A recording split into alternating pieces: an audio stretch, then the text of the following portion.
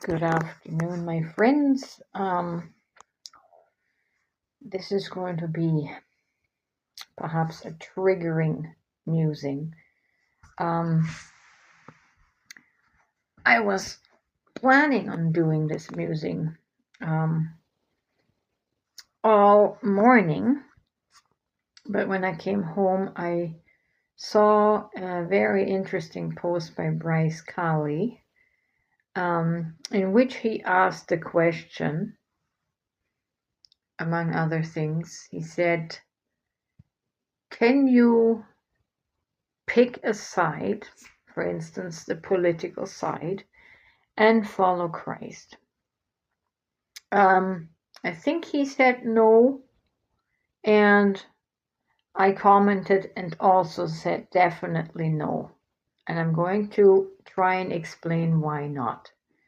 Why the narrow way to life, to harmony, to love is actually narrow, and it is uncompromising, and it has no room for any ego. Okay. To follow Christ is to follow the narrow way that does not choose sides. See, the part that chooses sides is our ego, the illusory self, the Maya, the persona that conducts itself in this life, that created the illusion of persona and how we relate to one another. You cannot be in the ego identity, and that is all you have until you become enlightened that you're actually more than your ego self. Your conditioning that makes you choose sides because you were conditioned and indoctrinated into traditions that fall either left or right, or liberal and or conservative, Republican or Democrat. Those are all the conditionings, the programming that our ego created, or that created our ego. And ego can only choose sides. Ego has to support its own conditioning. Therefore, you cannot follow Christ, the higher self-awareness that you are beyond your ego, that you are more than your ego, and you cannot be in your ego. So you cannot follow Christ and be in your ego at the same time. That's what the churches have. Churches are filled with egos that follow religion. Okay, because it's okay for ego to choose a religion, to choose a doctrine, to choose a truth. You don't get that with the Christ mind. The Christ mind is the truth, and it sees through the illusion of these choices that are just programming from the matrix.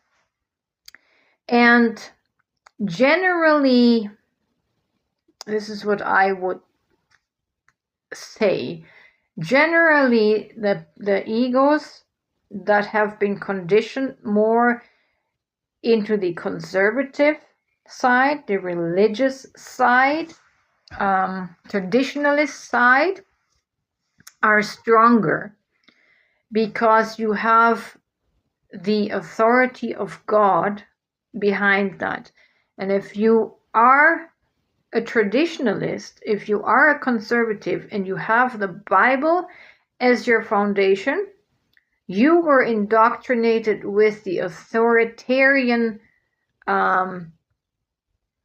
what's the word? Like, that didn't leave any room for questioning.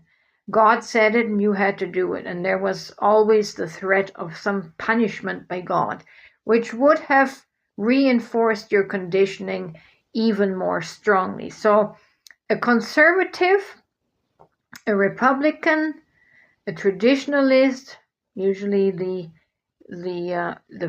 far right, those people are more rigid in their traditions, and they'll be more militant about it in general because their conditioning is enforced through the fear of God, the fear of hell, the fear of punishment.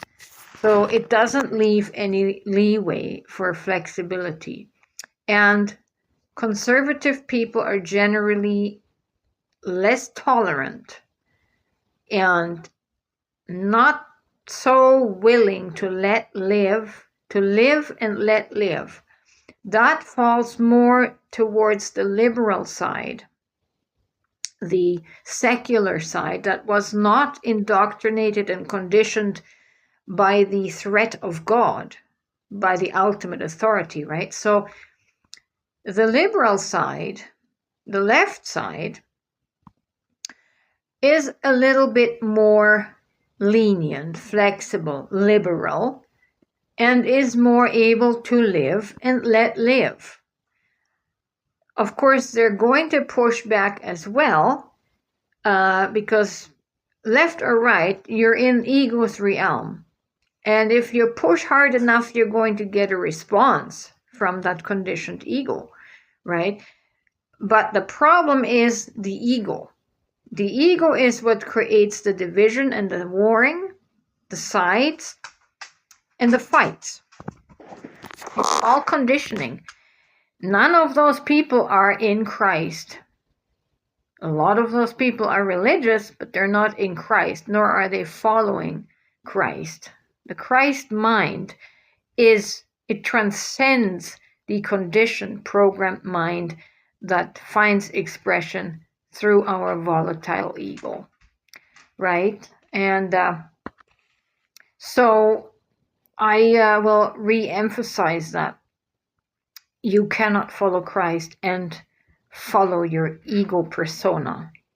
You cannot follow Christ while you are unaware that you are an ego, you have an ego, and that's who you basically are in this world, right? The ego persona is made up of all of the for and against preferences that we might have. That is exclusively relegated to the ego mind. In the Christ mind, we do not choose sides because we look from above.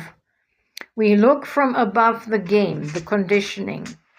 It's the 5D view, right? So the Christ mind is the mind that expresses more in neutrality, in harmony, in love, and the rules are all the same at that level for everybody, right? There is not the distinction. There is not the division. In the Christ mind is no division, right? The Christ mind functions from love, from higher love that sees everybody the same. It does not see the distinctions that we have created in our ego. So, yeah. All the drama that you're seeing in the media, that's just egos fighting egos. Conditioning, programmed minds, triggered and reacting to triggers of the different programming, right? So that's not the true you. You need to awaken at some point. You need to awaken from that. And when you are awakened, you're going to stop choosing sides. That's what the Christ mind is. That's what the narrow way is. The higher enlightened consciousness doesn't make war and drama with anybody and about anything. And once that becomes a reality in your life, then you know yet that you have ascended into the Christ mind.